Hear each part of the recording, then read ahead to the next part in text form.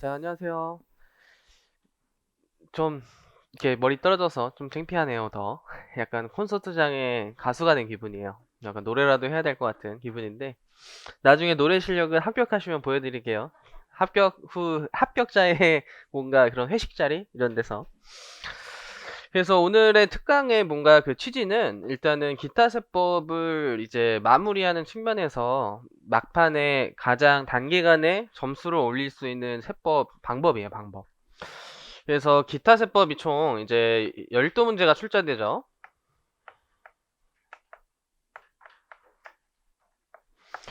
그렇게 또 금요일날 저녁에 잡은 이유는 이때가 공부가 제일 안 돼요. 그리고 평일반 스파르타 하시는 분들이 원래 시험을 보기 때문에 이제 금요일 평일에는 할 수가 없어요. 월부터 목까지는 월부터 목까지 저녁 시험에 시험이 있어서 할 수 없어서 금요일 저녁에 이렇게 진행하고 있고 또 주말에도 다 GS라는 커리가 있어 시간이 없어요. 그리고 일요일은 좀 하루 쉬어야죠 차라리. 그래서 금요일 날 저녁에 일단 3주간 진행을 해요.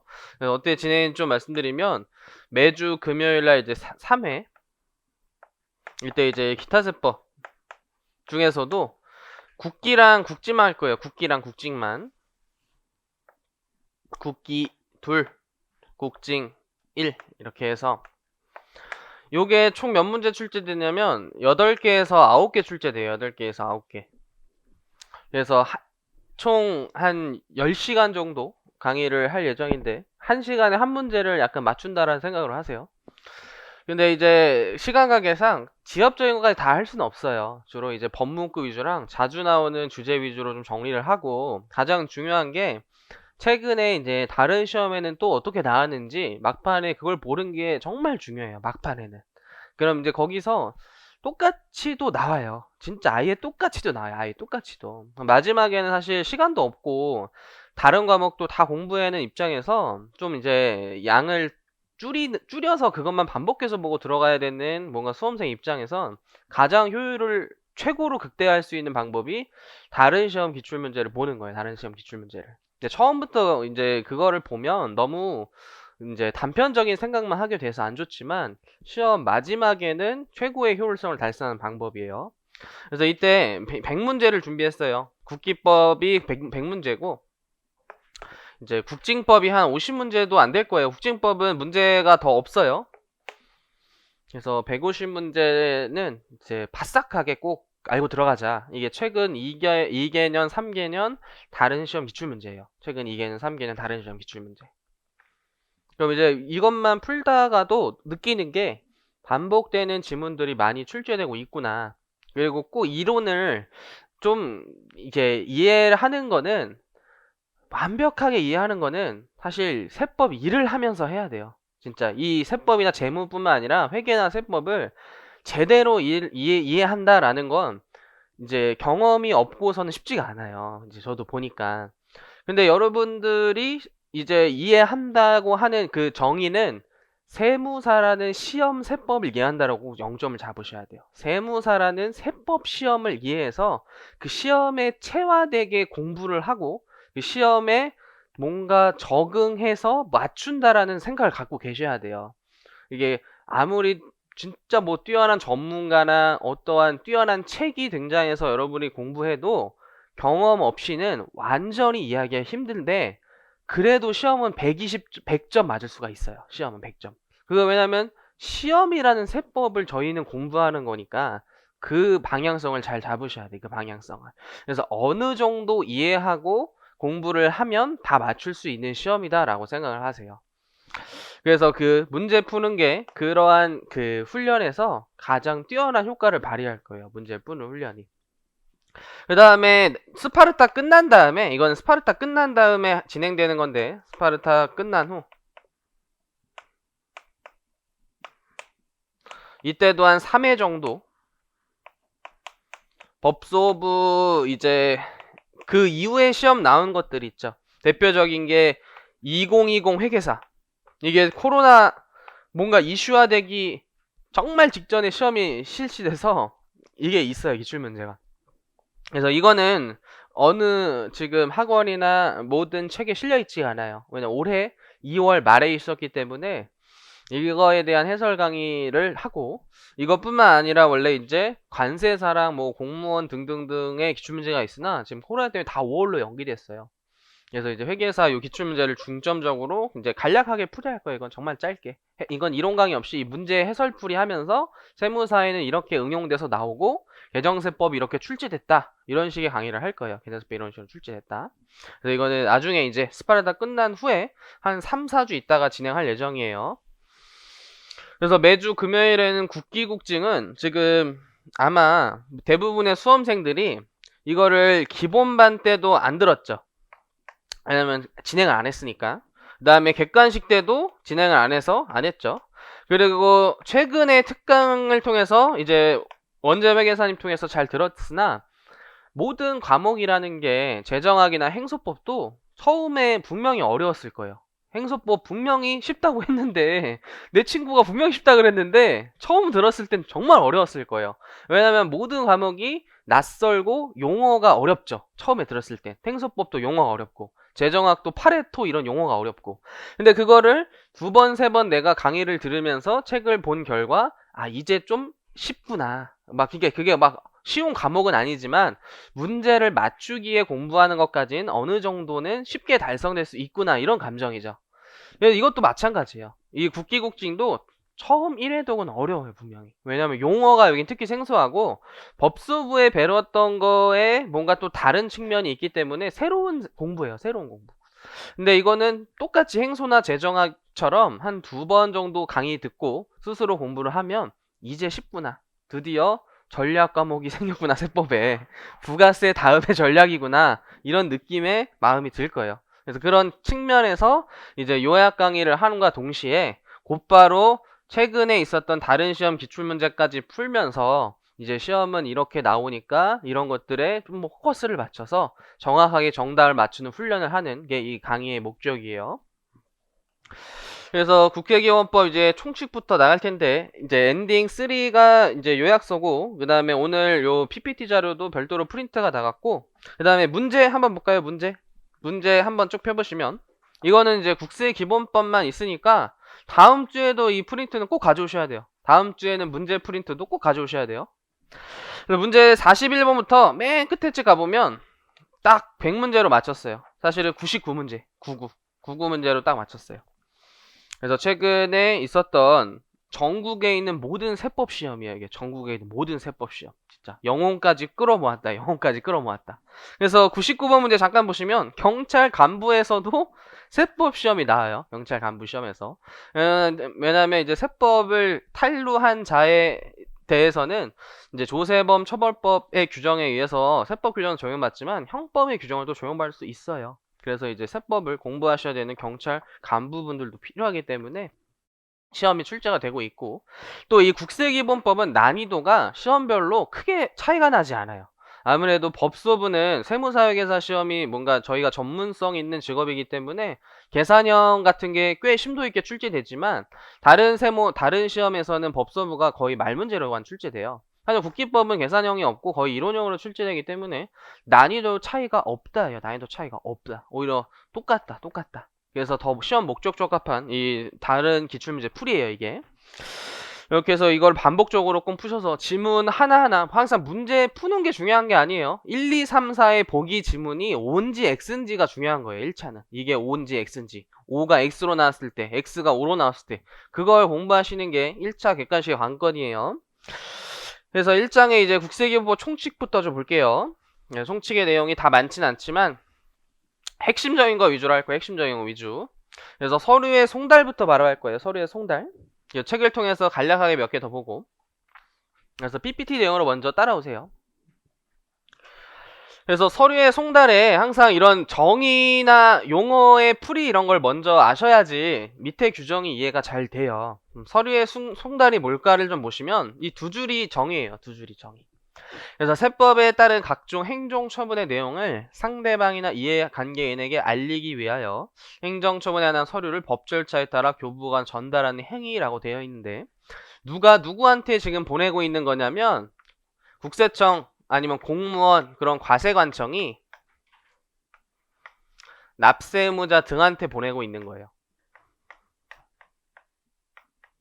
이러한 행위를 서류의 송달이라고 표현하고 있어요. 서류의 송달. 그래서 국세기본법이라는 법률 자체가 각 개별 세법의 공통적인 사항을 규정하는 법률이에요. 각 세법의 공통적인 사항을 규정하는 법률이에요. 그래서 서류의 송달은 법인세나 소득세, 부가세 등등등을 다 공통적으로 포괄하는 내용이기 때문에 국세기본법에 규정이 되어 있는 거예요.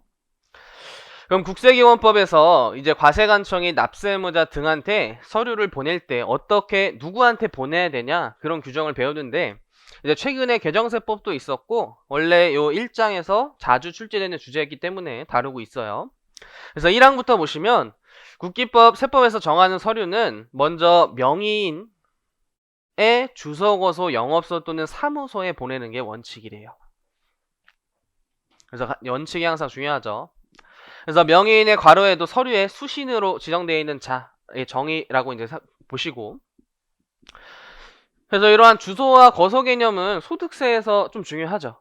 주소를 둔 자가 거주자, 그다음 183일 이상의 거소를 둔 자가 거주자잖아요. 그래서 거주자한테 보내거나 비거주자한테 보낼 때, 그다음에 영업소 또는 사무소는 뭐 개인 사업자 등이 되겠죠. 그래서 그 장소에 보내야 되는데 괄호도 잘 보세요. 여기 전자 송달, 즉 이메일이나 아니면 홈택스에 송달하는 방법을 좀 이따 배울 텐데 그 송달의 경우에는 명의인의 이메일 주소에 보내거나 아니면 인터넷에 저장을 하래요. 인터넷에 저장. 그래서 이거는 뒤에 전자송달의 개념을 좀 배워야지만 다시 이해가 좀 되는 개목이기 때문에 이렇게 이해도 회독을 통해서 이해가 되는 부분이에요. 그래서 미리 좀 지금은 한번 들었다라는 가정하에 설명을 드리면 전자송달의 방법이 다시 두 가지가 있어요. 좀 간략한 서류는 이제 이메일로 쓰는 거예요. 네이버나 다음으로 쓰는 거예요. 그래서 거기서 확인을 하는 거예요. 대충 신고 안내문은. 근데 이제 고지서 같이 중요한 서류는 이메일로 갔다가 해킹을 당할 수도 있기 때문에 공인인증서를 통해서 로그인을 해야 돼요. 그게 홈택스에 접속하는 방법이에요. 홈택스에 접속하려면 공인인증서를 인증해야 돼요. 그래서 내 공인인증서로 로그인을 하면 홈택스에 얼마 세금을 내세요 라고 저장이 돼 있어요. 서류가. 그래서 전자송달 방법이 그렇게 두 가지가 있어요. 그럼 이메일로 보낼 때는 전자우편 주소가 되는 것이고, 이렇게 홈택스에 저장하는 경우에는 명의인의 사용자 확인 교량에 접근할 수 있는 곳 이렇게 나눠져 있는 거예요. 굳이 따지면. 그래서 거기에 송달하는 게 일단 원칙이에요. 그러나 이 항은 굉장히 중요한 조문이에요.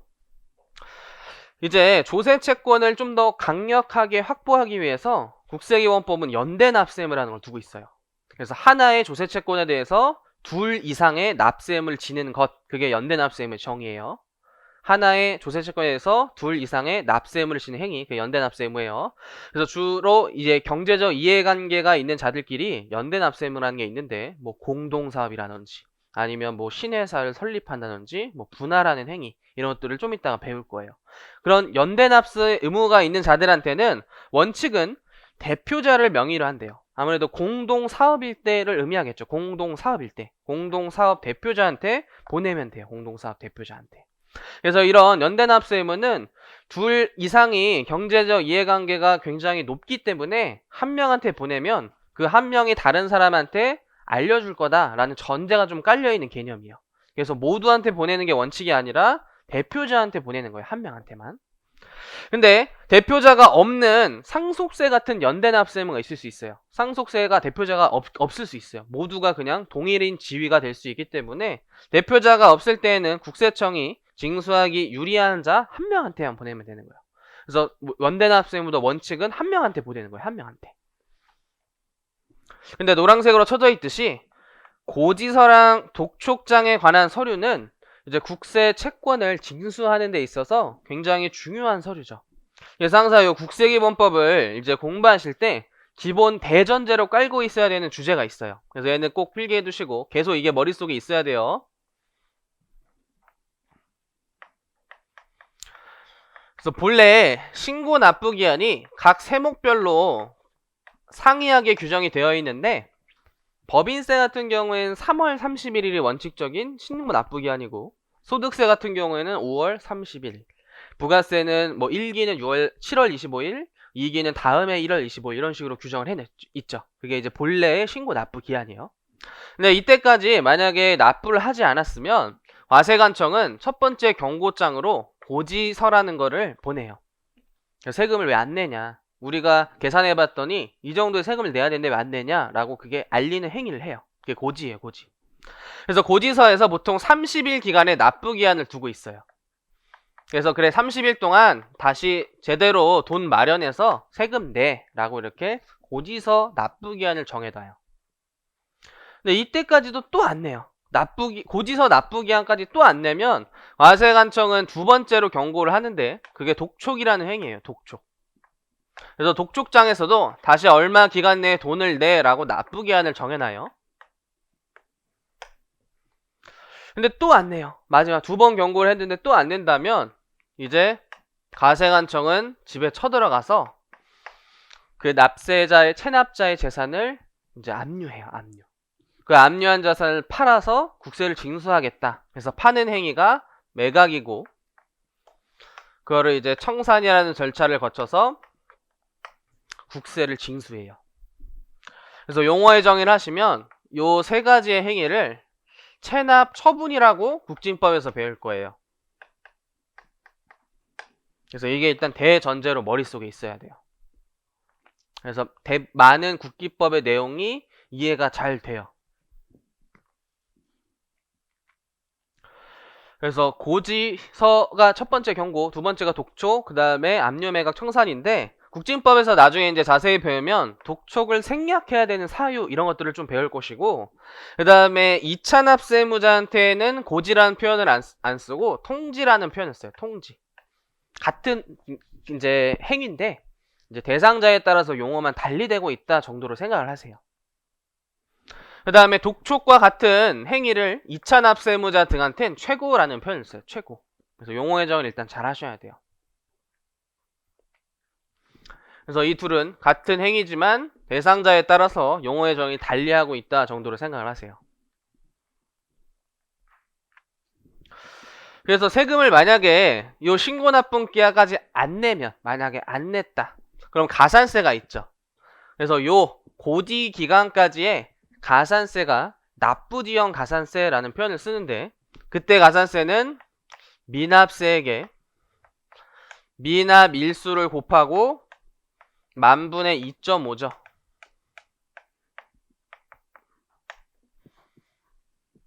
납부지연 가산세예요. 근데 과거에는 요 고지서 납부 기한까지 안 냈을 때 징수하는 금액을 가산금이라는 표현을 썼었는데, 왜 가산세랑 가산금을 굳이 둘로 쪼개서 납세무자들이나 행정자들이 복잡하게 규정을 해놨냐. 대부분의 선진국들은 이거 통합해놨다 해서 우리나라도 통합시켰어요. 그게 올해부터 실시되고 있죠. 그래서 요 고지서 납부 기한 지났을 때 가산금이란 규정이 아예 폐지됐어요. 그래서 가산세 중에서 이제 미납세액에 3%의 가산세를 부과하죠. 전에 있었던 가산금의 세액이랑 같아요. 그래서 이 두 개를 다 합쳐서 납부지연 가산세라는 표현을 써요. 그리고 요 2.5도 안 냈으면 계속 진행하는 거예요. 계속 진행. 그래서 여기까지 일단 기본 베이스로 머릿속에 있어야 돼요. 그래서 국세기본법이 이제 많은 규정들이 이해가 잘 돼요. 그럼 이제 다시 왼쪽으로 가셔서 연대납세무자에게 이런 고지와 독촉, 징수에 필요한 그 필수적인 서류는 연대납세무자라도 각각 구체적으로 확정을 요해요. 이거는. 그래서 각각 보내셔야 돼요. 요 고지, 독촉 서류는 각각 보내셔야 돼요. 그래서 연대납세무자에게 모두에게 각각 송달해야 된다. 그래서 이 항은 오답으로도 이제 굉장히 많이 출제가 됐는데, 이게 굳이 오답 이렇게 계속 구성해 보면 원칙적으로 송달할 때 각각 보내야 된다도 틀린 표현이고, 고지와 독촉 서류를 대표자한테 보내야 된다 또는 유리한 자한테 보내야 된다 다 틀린 말이에요. 그래서 꼼꼼하게 잘 정리를 하셔야 돼요. 원칙은 한 명, 근데 그 한 명 명의인이 누군지, 대표자나 유리한 자. 근데 고지와 독촉 요 두 가지 서류만이에요. 그 외의 서류는 다 원칙으로 가시는 거예요. 고지, 독촉 두 가지 서류만. 그때는 각각 보내야 돼요. 그럼 좀 이제 뒤로 넘어가셔서 이제 특수 상황들인데, 상속이 개시됐다는 건 돌아가셨다는 거죠. 누가 돌아가셨을 때 상속재산 관리인이 있대요. 뭐 세무사 등이 있대요. 그때는 그 세무사 등이 세금 신고를 할 테니 그 세무사의 주소, 영업소에 송달한다라는 단순 규정이고, 그 다음에 납세 관리인도 마찬가지로 세무사 등인데, 세무사 등이 있을 땐 고지 독촉에 관한 서류는 세무사가 이제 대리해서 신고 납부를 할 테니 주소, 영업소, 그 세무사의 주소, 영업소에 송달한다라는 단순 규정이에요. 그래서 어렵지 않으니까 한 번씩 읽어보시고, 얘가 최근에 시설됐어요. 제1항에도 불구하고 1항이 방금 전에 배웠던 명의인의 주소 등한테 보내는 거죠. 명의인의 주소 등. 그거에 대한 예외라는 관점이에요. 그래서 송달받아야 될 사람이 주소에 있지 않고 지금 잘못을 저질러서 유치장이나 감옥에 갇혔어요. 그럼 어디다 송달을 해야 되느냐. 이전까지는 이 조문이 없어서 구속되기 전 주소에 보낸다라는 해석이 있었어요. 근데 이제 법에서 그러면 안 된다. 송달형이 발생되지 않는 거나 다름없다. 그럼 그 감옥에 갇힌 사람의 법정 대리인이라고 볼 수 있는 그 국가경찰서의 장, 교도소장이라고 생각하세요. 교도소장. 교도소장이 그 수감된 자의 법정 대리인의 성격을 갖고 있어요. 그래서 그 자한테 송달하여야 한다라고 되어 있고, 괄호에 보듯이 구속되기 전 주소 고소가 오답으로 구성될 수가 있는 거예요. 이게 이제 법이 없었을 때의 이제 통치 규정이었어요.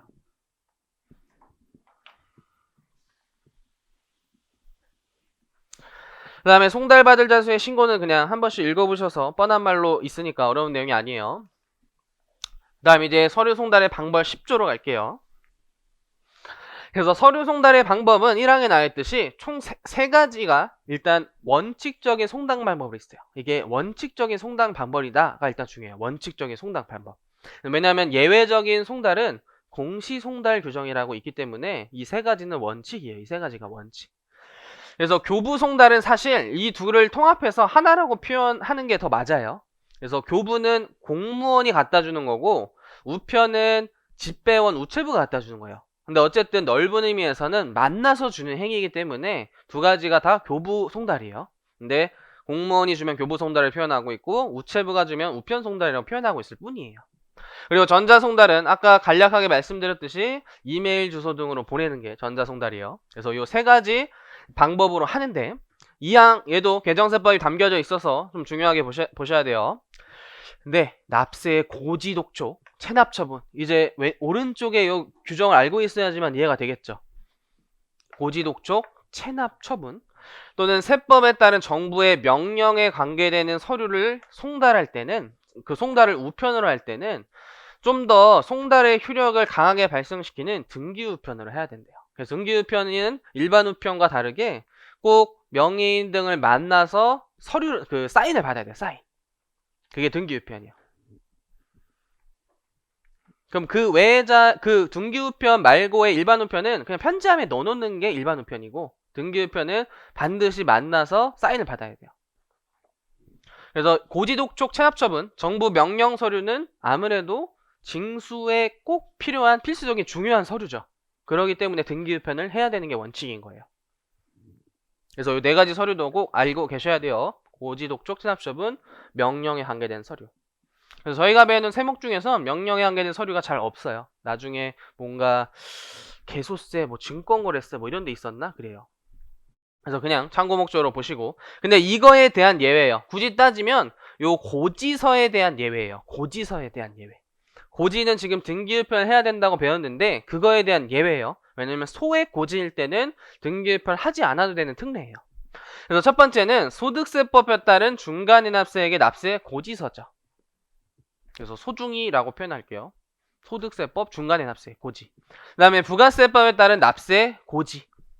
그래서 부가세 고지는 개인 사업자한테 하거나 간이 가세자한테 하는 거죠. 근데 간이 가세자도 사실은 개인 사업자예요. 그래서 개인 사업자한테는 예정 신고하는 것들이 납세 협력 의무가 좀 버거울 수 있으니 정부가 계산한 세금을 그냥 내라 라는 게 고지서죠. 고지서. 그러니까 개인 사업자한테는 고지서를 날리는 게 원칙이잖아요. 원칙. 그래서 그거 이제 표현되어 있는 거예요. 그 다음에 이제 얘가 새로 신설됐죠. 신고납부국세에 대한 과세표준 신고서를 신고서까지 제출하였으나 신고액의 상당한 세액의 전부 또는 일부를 납부하지 아니하여 발급하는 결국은 납세 고지서. 그래서 안 냈을 때 그 나오는 납세 고지서. 요 3가지 고지서가 50만원 미만 단수 숫자로 외우실 수밖에 없어요. 100만원 X라고도 좀 적어두세요.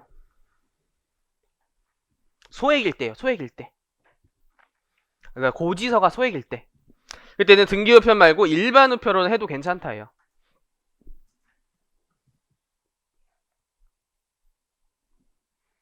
그래서 예외 이런 식으로 세법이 됐을 때 좀 짜증나죠. 그래서 원칙은 고지서는 등기우편이에요. 근데 고지서 중에 소액이라면 일반 우편으로 할 수 있다. 그게 50만원 미만 꼭 기억하시고, 딱 50이면 그럼 등기우편 해야겠네요. 참고로. 그 다음에 사망. 교부에 의한 서류를 송달은 행정기관의 소속 공무원이 서류를 송달 장소에서 송달받아야 할 자에게 서류를 교부하는 방법으로 하는데, 다만 송달받아야 할 자가 송달받기를 거부하지 않으면 다른 장소에서도 할 수 있대요. 그래서 저 지금 집에 없어요. 뭐 출장 가서 다른 데 있어요. 근데 마침 공무원도 그 근처를 지나가고 있다가 만나기로 약속했다면 그 꼭 주소 이런 데서 안 해도 되는 거예요. 그래서 이런 다만자를 항상 1차에선 잘 주의 깊게 하셔야 돼요. 무조건 명의인의 주소에서 해야 된다. 그 외의 장소는 뭐 안 된다. 그런 식으로 항상 구성이 돼요. 그런 다만자들이. 그래서 별로 어려운 내용은 아니고. 그 다음에 사항도 중요하네요. 사항이 줄여서 미리 표현하면 보충송달이랑 유치송달을 규정하고 있는 규정이에요. 보충송달과 유치송달. 그래서 지금까지 앞의 내용을 정리해보면 서류를 송달할 때는 명의인, 그 다음에 명의인의 주소 등에서 하는 게 원칙이에요. 명의인, 명의인 주소 이 두 가지 요건을 갖췄을 때 송달의 효력이 발생한다로 되어 있지만 요 사항을 보시면 이항 3항의 경우 송달할 장소에서 송달받아야 할 자를 만나지 못할 때요. 그 명의인 등을 만나지 못했대요. 근데 그 사용인은 회사로 갔는데 뭔가 그 대표이사한테 보냈어야 되는데 직원이 있다라는 뭐 상황이죠. 또는 종업원 마찬가지고, 또는 이제 동거인으로서 사리를 판별할 수 있는 사람. 판례에서는 가사 도우미도 이런 사람이라고 이제 정의를 해두고 있어요. 그래서 서류를 송달할 수 있대요. 그래서 명의인 외에도 이제 직원이나 종업원이나 가족 등이나 동거인으로서 판별할 수 있는 사람한테 송달해도 괜찮대요. 그게 보충적인 송달, 보충인한테 하는 송달이에요. 줄여서 보충 송달 이렇게 표현해요. 두 번째로 서류를 송달받아야 할 자가 사 또는 사용인 그 밖의 종업원 또는 동거인으로서 사리를 판별할 수 있는 사람이 정당한 사유 없이 서류 수료를 거부한다면, 저 안 받을래요. 그거 안 돼요. 막 문 일부러 안 열고 막 그런 거 있잖아요. TV에서. 그때는 송달할 장소에서 서류를 두고 나와도 그때도 이제 송달의 효력이 발생한대요. 송달의 효력이 발생하면 그 이후에 과세관청 행정처분을 쭉 진행할 수 있다는 걸 의미해요. 그래서 정당한 사유 없이 거부할 때는 두고 나와도 괜찮다. 그게 유치송달이에요. 유치송달. 그래서 보충송달도 할 수 있으며 유치송달도 할 수 있다라는 규정이에요. 그 다음 5항 뭐 이사할 때는 이전한 장소에 한다 단순 규정이고, 그 다음에 수령인이 서명 또는 날인을 하야 되는데 뭐 거부했으면 그 사실을 적어야 된다. 단순 규정이니까 한 번씩 읽어보세요. 근데 이제 전자송달은 모든 사람이 이메일 주소를 잘 쓰는 건 아니죠. 그래서 반드시 신청한 경우에만 전자송달을 이제 할 수 있어요. 꼭 기억하시고. 그 다음에 신청 의제 규정이에요. 요 다만자부터는 신청 의제 규정이라고 적어두세요. 신청 의제 규정. 신청한 것처럼 의제하는 규정이에요. 그래서 고지서가 송달되기 전에 납세자가 이렇게 전자를 통해서 세액을 자진 납부하는 경우에는 납부한 세액에 대해서는 자진 납부한 시점에 전자송달을 신청한 것으로 간주해서 적법하게 되었다라고 보는 거예요.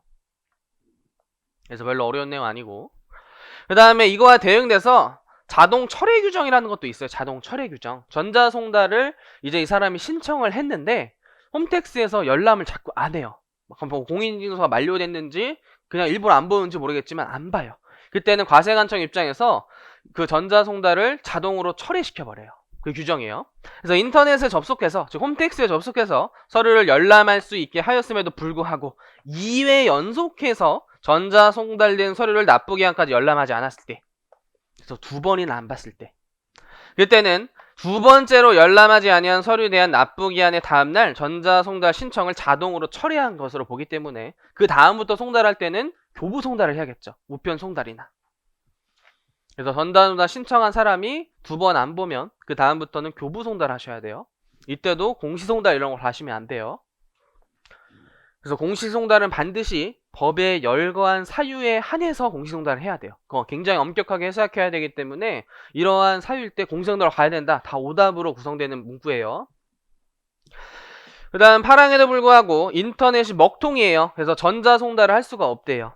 그때는 이제 교부나 우편 송달을 할 수 있다 체크하세요. 인터넷이 먹통일 때도 공시송달을 하는 것이 아니라 원칙적인 방법을 할 수 있는 걸 다 해보고 안 됐을 때 그때 공시송달 사유가 이제 해당이 될 거야 아마. 그때 공시송달을 하는 거예요.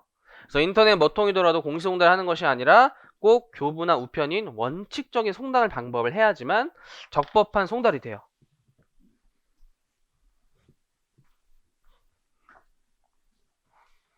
근데 이제 공시송달은 예외적인 송달 방법이에요. 이게 교부, 우편, 전자 송달과 다르게 예외적인 송달 방법이에요.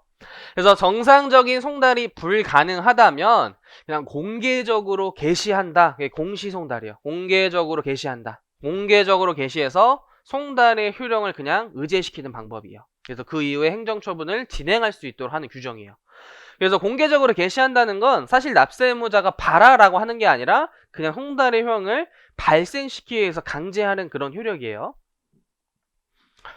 그래서 1항 서류를 송달받아야 할 자가 다음 각호의 어느 하나에 해당하는 경우에는 여기 일단 체크하시면 서류의 주요 내용을 공고한 날부터 14일이 지난 때 그때 송달의 효력이 발생한대요. 그래서 2주가 되겠네요. 그래서 2주 정도 지나면 송달효력이 발생해서 그 후속 처분을 할 수 있는 거예요. 뭐 고지, 독주, 압류매각 처분 이런 걸 할 수 있는 거예요. 그럼 이거는 사실 납세의무자한테는 굉장한 권리의 침해일 수 있어요. 왜냐하면 공시송달이 인터넷이나 게시판 등에 공고하는 거기 때문에 납세의무자가 볼 확률이 극히 희박해요. 확률이. 그래서 반드시 이 사유일 때만 공시송달을 해야 돼요. 이 사유 외에는 공시송달을 절대로 하면 안 돼요. 그래서 1항에 주소 영업소가 외국에 있어요. 그렇다고 공시송달을 하는 게 아니라 엄격하게 봐야 된다 그랬죠. 외국에 있고 송달하기가 곤란하대요. 외국이 전쟁을 해요. 갑자기 보낼 수가 없어요. 그때는 공시송달을 하는 거예요. 근데 그냥 외국에 있다는 사실만으로 공시송달을 하는 게 아니에요. 일단 외국으로도 우편을 보낼 수 있죠. 이메일 보낼 수 있죠. 그래서 외국에 있고 송달하기 어려운 경우 이렇게 엄격하게 보셔야 돼요. 그때는 14일이 지나면 이제 송달효용이 발생하는 거예요. 그 다음에 두 번째, 주소 영업소가 불분명해서 보낼 수가 없는 경우. 세 번째, 등기우편으로 송달했으나 이제 사인을 받아야 되는데 부재중이라 확인돼서 반송돼서 납부기한 내 송달이 곤란하고 인정되는 경우. 그 다음에 또 두 번 이상 찾아갔으나 이제 수취인이 부재정의로 인정돼서 납부기한까지 송달하기 곤란되고 인정되는 경우. 그래서 요 네 가지 사유는 눈에 익으시면 돼요. 그냥 외우실 필요 없고 눈에 익어서 이 사유일 때는 공시송달을 할 수 있다 정도로 알고 들어가시면 충분해요. 그럼 14일이 지난 때 꼭 보시고. 그리고 방법 볼게요. 공고는 인터넷, 게시판 등 어느 하나에 게시하거나 게재하여야 하는데 요것만 좀 체크해 보시면 이 경우 인터넷을 이용해서 공시송달을 할 때에는 반드시 게시판 등에도 같이 해야 돼요. 인터넷에만 하면 그거는 송달 방법을 잘못한 거예요. 인터넷에도 게시하고 게시판에도 게시를 해야 돼요. 근데 게시판에 했을 때 꼭 인터넷에 해야 되는 건 아니에요. 이 문구를 잘 보시면 인터넷을 이용해서 공시할 때는 다른 공시송달 방법도 함께 한다고 적혀있지 게시판에 적을 때도 인터넷을 게시해야 된다 이렇게 나와있지 않죠. 그래서 공시송달 잘 보시고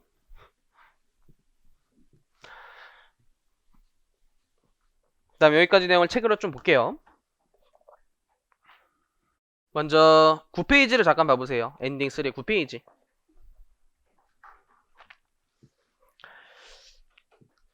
그래서 그 외에도 포인트만 좀 짚을게요. 국세개본법의 용어의 정의라는 챕터에서 용어의 정의가 만약 시험에 나오면 무조건 맞추셔야 되는 주제인데 항상 포함하는지 제외인지가 중요해요. 이 용어의 정의에서는 괄호 문구까지 다 꼼꼼하게 보셔서 이 규정이 포함되는지 제외되는지 그걸 힘있게 좀 보셔야 돼요. 대표적인 예를 들어볼게요. 원천징수에서도 세법에 따라 원천징수 의무자가 국세를 징수하는 것이라고 되어 있는데 괄호에 가산세 제외라고 되어 있죠. 이것들 가산세 포함 이렇게 시험에 나와요. 그리고 가산세는 별표시 하나 치시고 10페이지에 얘는 용어의 정의뿐만 아니라 가산세라는 규정이 다시 뒤에 과세와 환급 파트에 규정이 돼 있어요.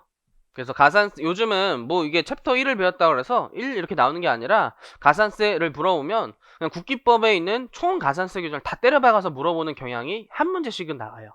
그런 측면에서 종합적으로 꼭 검토를 하셔야 돼요. 그래서 가산세는 세법상 의무를 이행하지 않았을 때 징수하는 세목인데 이 항 잘 보시면 가산세는 해당 의무가 규정된 세법에 해당 국세의 세목으로 한대요. 즉 부가세에서 잘못을 했다. 그 가산세는 부가세예요. 법인세에서 잘못했다. 그 가산세는 법인세예요. 근데 다만자도 잘 보세요. 다만 해당 국세를 감면하는 경우 가산세는 감면하는 국세에 포함하지 아니한다에 체크하셔서 포함한다라고 몇 번 출제했어요. 그래서 감면을 할 때 가산세까지 같이 감면을 하면 가산세는 의무 불이행에 대한 제재 관점인데 그 제재의 효과를 줄어들이게 하는 문제가 발생하기 때문에 본세가 감면된다 그래서 가산세가 본세로 같이 함께 따라가지만 감면은 되지 않는 거예요. 감면 안 되는 거. 그래서 이 항도 잘 보시고 그 다음에 사망은 성립시기 때 볼게요. 그 다음에 체납처분 같은 경우에도 끝에 뭐 국세에 포함되지 않는다 이런 것들 잘 보시고 공과금도 체납처분을 제외한 거. 그 다음 납세의무자 납세자에 특히 중요도 표시를 하셔서 납세의무자에도 가로에 국세를 징수하여 납부할 의무 제외라고 적혀있죠. 그래서 걔는 납세자의 개념에 속하는 뭐 원천 징수 의무자 이런 자들을 말하는 거예요. 그래서 영어 정의는 쉬우니까 한 번씩 보시고 쭉 가셔서 원래는 이제 특수관계인도 넘어가고 기관과 기한도 좀 넘어갈게요. 송달 방법으로 가서 이제 책의 중요한 문구들을 좀 다시 한번 체크하면서 볼게요. 19페이지 보세요. 19페이지에 송달 장소 및 송달 받을 자라고 되어 있는데 원칙 1번에 서류는 명의인의 주소고소, 영업소, 사무소. 그 다음에 전자송달의 경우에는 전자우편 주소인데 아까 봤듯이 정보통신망에 저장하는 그런 규정도 있긴 하죠. 그 다음에 3항 특히 체크하셔서 그 유치장에 구속된 경우 꼭 보시고 연대납세의무자 꼭 체크하시고 연대납세의무자. 그 다음에 송달 방법에서 21페이지 잠깐 봐보시면 21페이지 우편 송달에서 그 우편 송달 꼭 다 체크하셔서 1, 2에 특히 개정된 문구 꼭 보세요.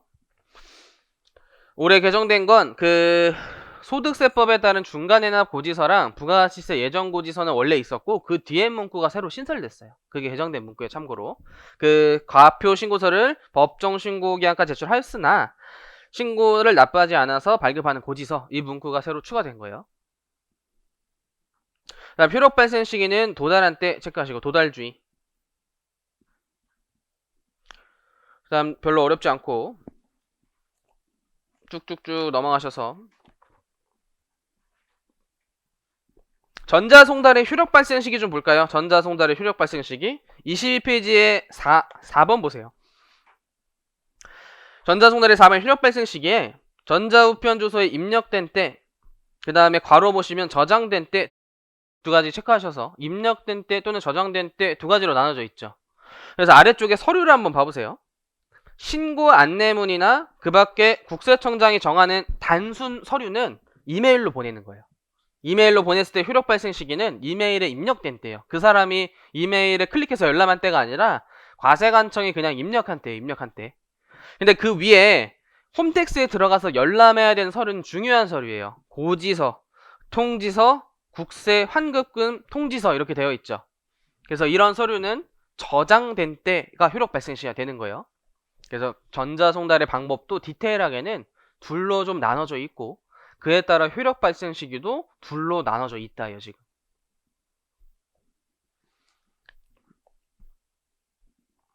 그 다음에 공시송달 이제 꼭 보시고 요거 개정된 문구는 그냥 조금 표현이 바뀐 거여서 그게 중요한 개정까지 아니다. 본래 있던 규정과 동일하다 정도로 보세요.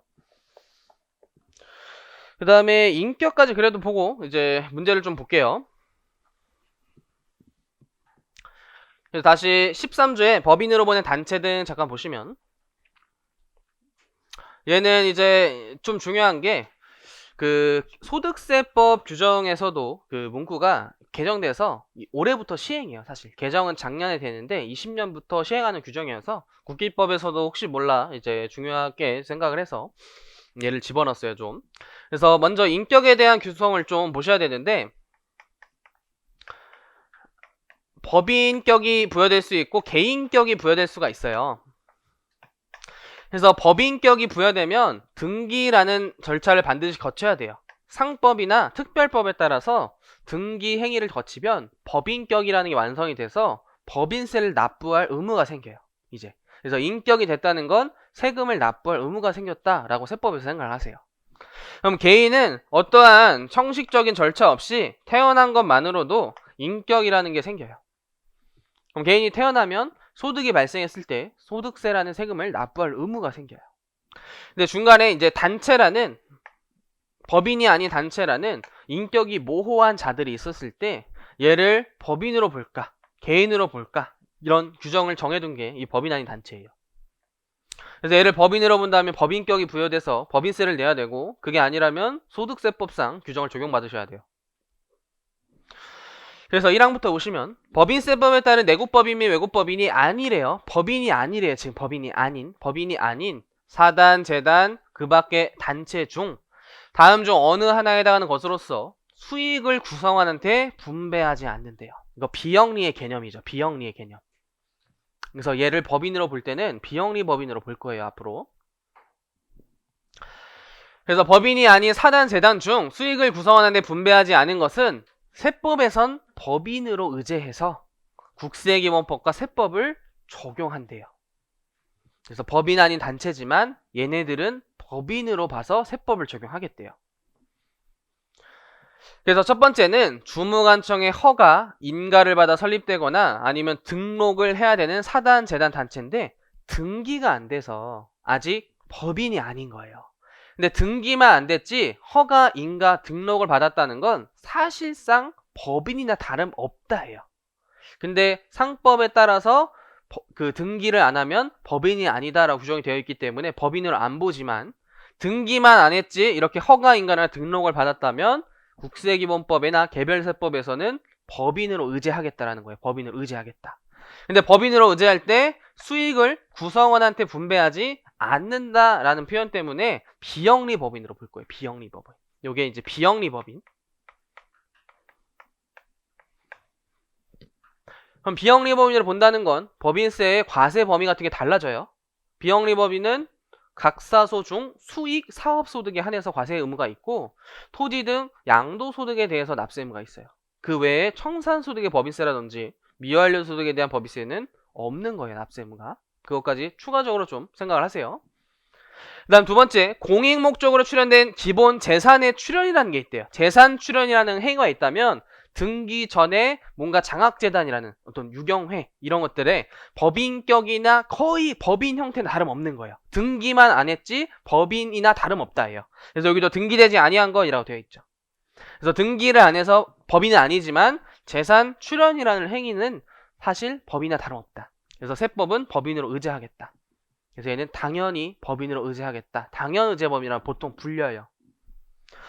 그래서 신청 승인 법인이 다음에 이제 나오기 때문에 이러한 1호나 1호에 해당되는 단체나 사단 등은 신청해서 승인받을 필요가 없는 거예요. 신청해서 승인받을 필요는 바로 뒤에서 배워요. 얘는 무조건 법인으로 보는 거예요. 그래서 바로 뒤에 거 보시면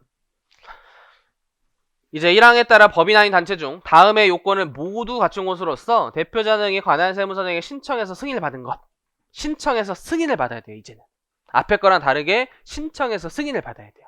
앞에 건 신청 승인이라는 표현이 없어요. 그래서 법인으로 보아 국세기본법과 세법을 적용한대요. 이 경우 해당 사단의 동일성이 유지된 것으로 보며 이 요건은 눈에 익으시면 돼요.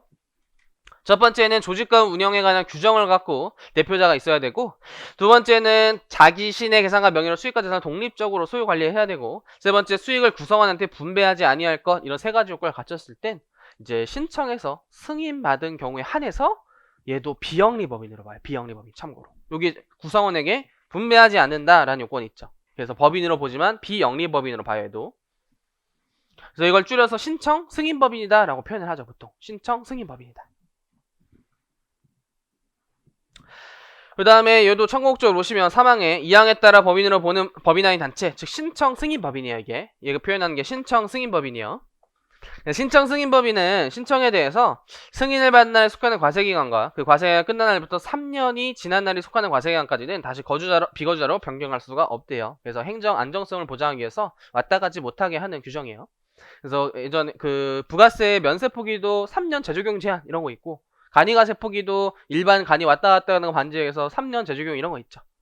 근데 얘는 그 속하는 과세기간과 그 과세기 끝난 날부터 3년이니까 사실은 4년이에요. 사실은 4년.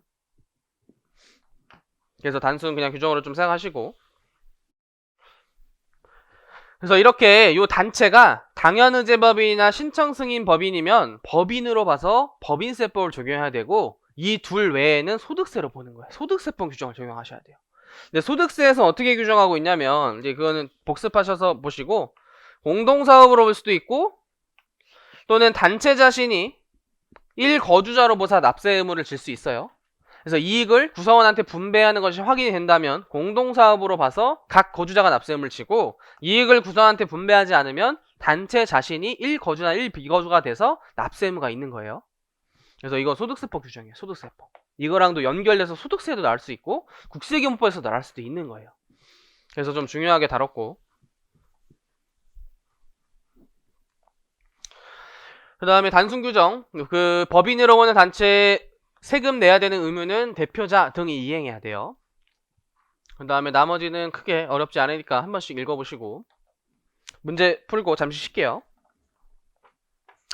그 100문제짜리 프린트 보셔서 2페이지로 봐보세요. 2페이지.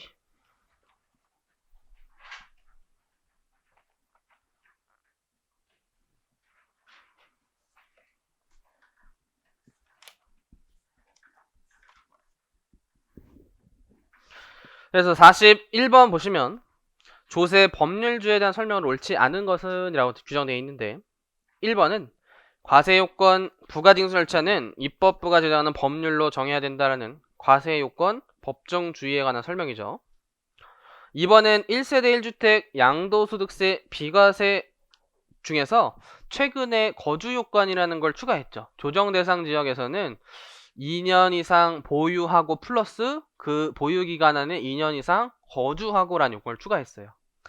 그때 납세자가 양도소득세 비과세를 받기 어렵게 규정을 개정하였지만 경과 규정, 즉 유예기간을 둬서 시행 후 1년간 주택을 양도한 경우에는 거주하지 않아도 비과세 한다라고 했다면 이러한 법 개정은 소급과세 금지에 반하지 않는다. 소급과세 금지 원칙에 반하지 않는다. 맞는 표현이에요.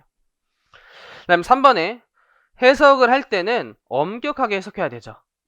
그리고 확장 해석이나 유추 해석은 불가능하다 이렇게 하나 배웠을 거예요. 이제 3항에 유추 적용이 허용된다라고 나 틀렸네요. 4번에 법률주의는 뭐 어쩌고저쩌고 대부분의 헌법에 그 근거를 두고 있다. 헌법에 근거를 두고 있죠. 이런 조세 법률 중에 세법에 있지 않고 헌법에 근거를 두고 있어요. 다음 42번은 불법에 관한 규정이 좀 많기 있기 때문에 불법을 좀 배우고 볼게요. 그 다음에 43번 방금 배운 내용이요. 공시송달에 대한 설명으로 옳지 않은 것은 1번 송달 받아야 할 자의 주소 영업소가 외국에 있고 송달하기 곤란하다면 공시송달 사유에 해당돼요. 그때는 공고한 날부터 14일이 지나면 송달이 된 것으로 본다. 이번에 송달 받아야 할 자의 주소 영업소가 분명하지 아니한 경우에도 공고한 날로부터 14일이 지나면 송달이 된 것으로 보고, 인터넷을 이용해서 공시송달할 때는 다른 공시송달 방법과 함께 해야 돼요. 근데 4번에 게시판이나 그 밖에 적절한 장소를 이용해서 공시송달할 때는 다른 공시송달 방법을 함께 할 필요가 없다 해요. 굳이. 그 다음 잠시 뒤로 한번 가볼까요? 최근 기출 문제는 좀 뒤로 실어놔가지고 그 문제 순서에 맞게 배치를 좀 못했어요. 잠깐 뒤로 가셔가지고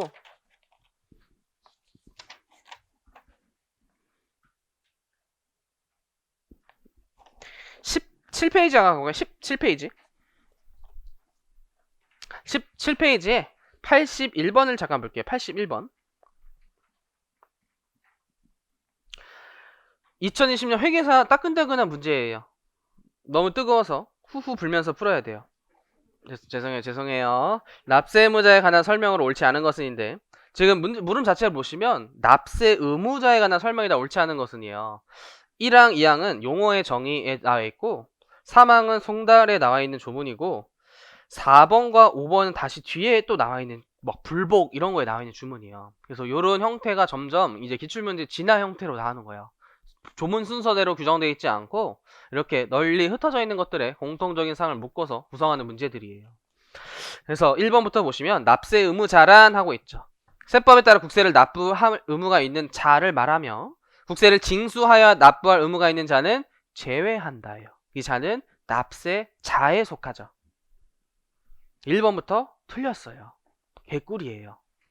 국세기본법을 전략 과목으로 삼으셔야 돼요. 이번에 제2차 납세의무자 오늘 배울 거예요. 3번 방금 배웠죠. 납세 고지에 관한 서류 또 독촉에 관한 서류 두 개는 연대 납세의무자 모두에게 각각 송달해야 된다. 그 다음에 4번 5번은 아직 안 배웠어요. 4번 5번 조금 이따가 배우고 나서 할게요. 그래서 이런 느낌으로 기출문제가 출제된다라고 문제를 통해서 공부 방향성을 잘 잡으셔야 돼요. 잠시 10분간 쉬었다가 다음 진도로 넘어갈게요.